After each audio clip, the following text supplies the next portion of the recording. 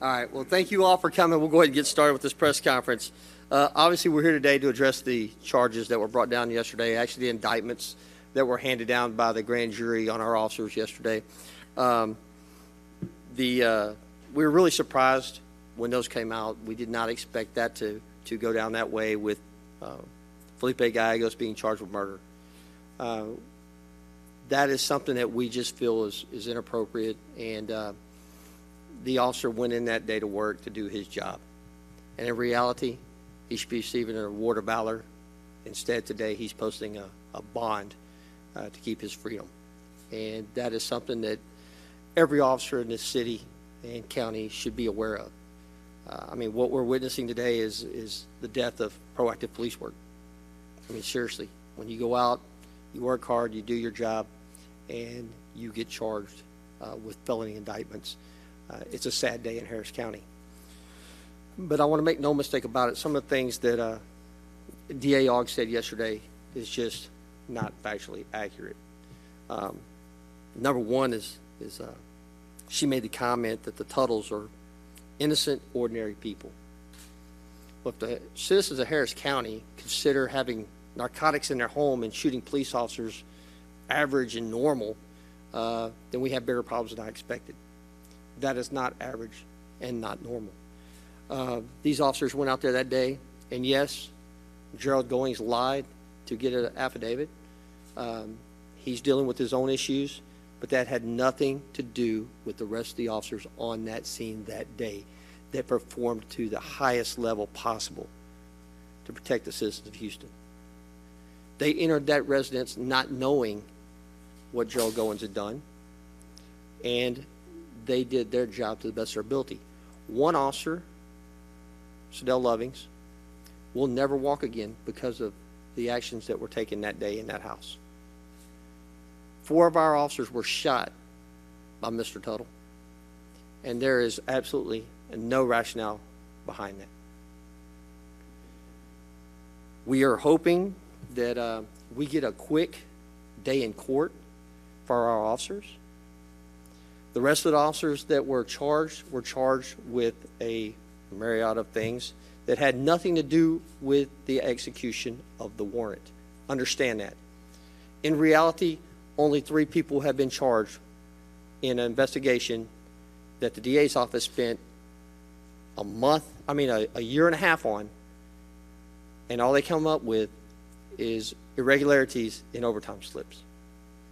But as far as the 3 charged criminally with the raid itself, Gerald Goings, Bryant, and now Felipe Gallegos. Felipe Gallegos had nothing to do with the other 2. The other 2 had to do with the affidavit for the search warrant, and that is something that will be addressed by their attorneys, obviously in court. With regard to the officers that were charged with aggregate theft by a public servant, falsifying a government document, and engaging in organized crime. This is paperwork.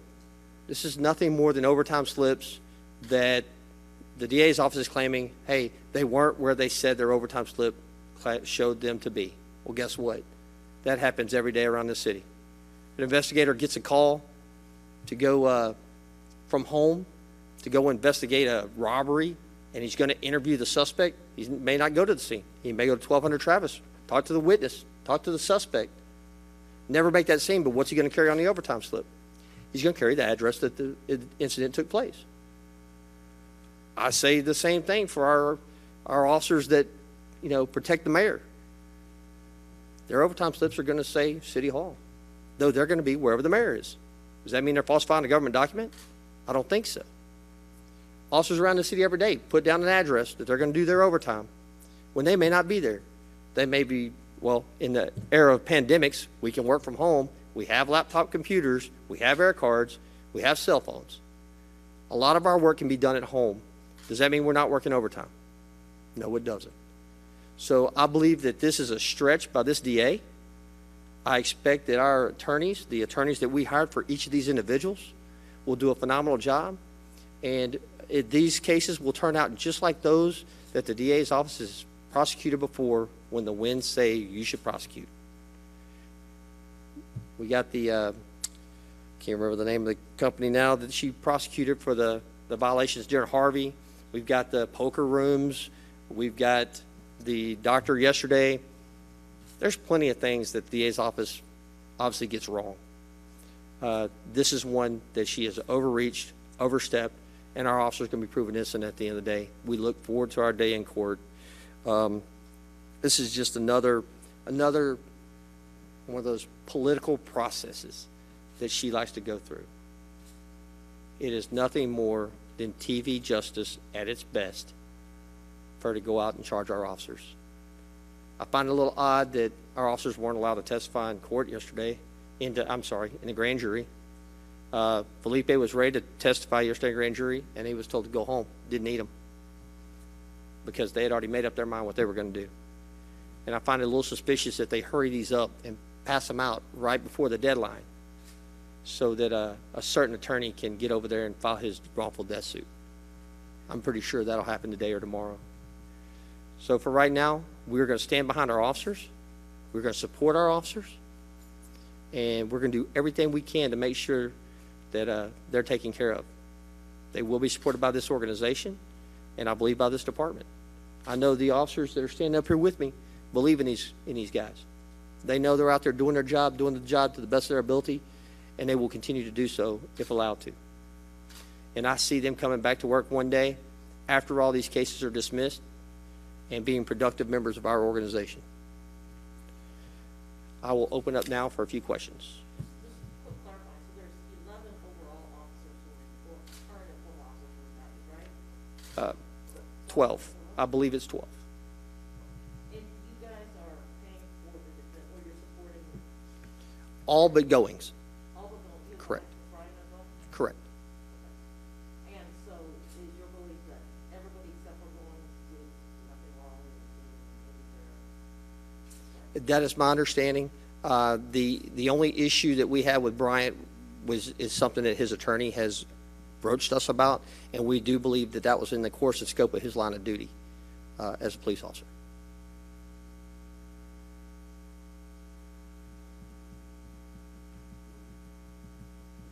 Doug, you talk about the overreach aspect of this case, and that's how the union views it. We've heard from Rusty Martin. Is there a specific message you're trying to send to the DA? No message to her. Our message will be in court when we go take these to trial and we win. Is it, I asked this of Rusty earlier, I'd like to know this. You talk about the alleged overtime scam, that we saw all of these officers indicted in the last round, yes, with the exception of Felipe Gallegos. Correct. Does that, in your opinion, distinct him in any way in terms of his character, and that you're not seeing that charge on him? And does it bolster the fact that what you and Rusty Martin are attempting to do is innocent or the crime was alleged to have committed? No, I think we have to completely separate the two because they're two different things. One is involved in the shooting itself. The other is involved in the paperwork irregularities, which is completely separate. That is something that's always been handled in-house by the department in the past. And I find it a little odd that not a single investigator at SIU, not a single investigator with our department, not a single investigator in our IAD was ever called to the grand jury to talk about any of these cases. I mean, we did an extensive investigation with this department that they spent several months on and handed a full packet over to the DA's office. Completed investigation. Here you go. Do what you need to do. They spent millions of taxpayer dollars to hire extra investigators just to go over this case. And all they come up with is irregularities and overtime? Seriously? That's a waste of our taxpayer dollars. You in your presentation to the DA's office present that alleged crime. We were not allowed to testify in the grand jury. That's what I asked. I asked when you said just now, we presented all of our people, we presented this before, we did all of our files, then went out and hired all these investigators. But in your presentation, you presented to them the allegations of an overtime scheme within HPOU. That is something you would have to have the chief himself because they're the ones, we don't get to see the investigation. I've just been told that they turned over every single thing over to the DA's office, and the DA's office took, again, a year and a half of taxpayer dollars to go through this. So, yeah, to me, it's an issue. And you take a look at these officers. We have bad guys on the streets right now that we can't keep in jail. We can't even get the DA to stack charges on gang members, yet they're going to stack charges on our officers. You will be hard-pressed to find any robbery suspect with multiple robbery arrests for the DA ever to take, multiple robberies on them. It just ain't going to happen. I can have a guy go commit 5 robberies, kidnap somebody. They're going to take the one highest charge, and that's it. Yet our officers, no, they're going to file on all 3 different things and add the engaging just to bump it up, because that's all that was about. That was never discussed before, but all of a sudden, after this magical appearance at the grand jury, they've changed that. And everybody gets engaging in organized crime. I can't wait for our day in court. And I guess, are you concerned that the average Houstonian, you look at, boys charged with murder, Gallegos charged with murder, it all happened at parties that people are not going to sit here and say, okay, well, this guy was the lead guy, this guy was, that sometimes they'll just, one bad apple spoils the bunch. Right. No, I can see where people would look at this in a totally different realm and say, oh, they're all together, they're all culpable. Well, it's just not accurate. That it's not. You have one bad guy. Well, I don't even want to say a bad guy. He has not went to trial yet, so once that happens, then we can discuss that. But we have one incident, one individual that's responsible for a bad warrant, and now here we go. We want to lump everybody in with that. That's a problem. Especially when the charges that were filed against the majority of the officers had 0 to do with it. Do you think there will be more officers than we thought? That's something you're going to have to ask Kim on. Can you give us any additional clarity on, you talked to maybe the guys that actually happened,